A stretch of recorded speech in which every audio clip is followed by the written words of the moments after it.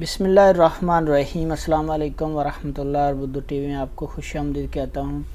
سعودی وزارت صحت نے غیر قانونی تارکین وطن کو بھی کرونا ویکسین کی فراہمی کی مہم شروع کی ہے۔